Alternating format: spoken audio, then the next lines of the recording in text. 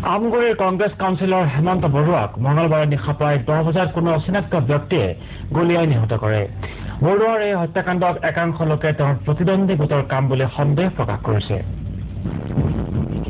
শিৱসাগৰ জিলাৰ হালুৱাটিং আৰক্ষী চকীৰ অন্তৰ্গত লোণপুৰীয়া খৰঙী গাঁৱত মঙলবাৰে নিশা প্ৰায় 10 বজাত দুজন অচিনাক্ত বন্দুকধাৰীয়ে আমগুৰি আঞ্চলিক পঞ্চায়তৰ সভাপতি তথা কংগ্ৰেছ নেতা হেমন্ত বৰুৱাক নিজ বাসগৃহতে গুলীয়াই হত্যা কৰে।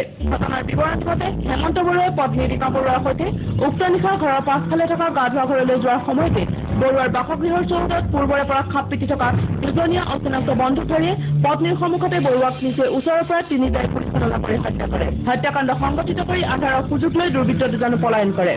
আৰক্ষীয়ে ঘটনাস্থলীৰ পৰা 9mm পিস্তলৰ কাৰ্টিজ উদ্ধাৰ কৰে। তেওঁ মৰা মানে আগতে মোক কেতিয়াবা কয় তুমি মোক যদি কোনোবাই গুলিয়াই তুমি তেতিয়া কবা মোক কোনো আলফাই নামাৰে।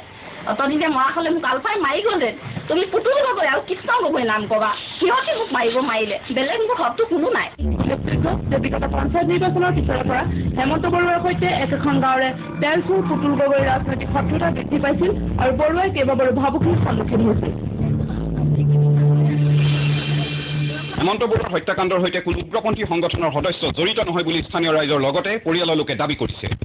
পৰিয়ালৰ লোকে দাবী কৰা মতে ই এক ৰাজনৈতিক ষড়যন্ত্ৰ। আৰক্ষীৰ উচিত তদন্তৰ জৰিয়তে জানিব পৰা যাব প্ৰকৃত হত্যাকাৰী কোন। কেমেৰা পাৰ্চন লুইট চলিয়াৰ সৈতে মই অতনু বৰা, নিউজ লাইভ, শিৱসাগৰ।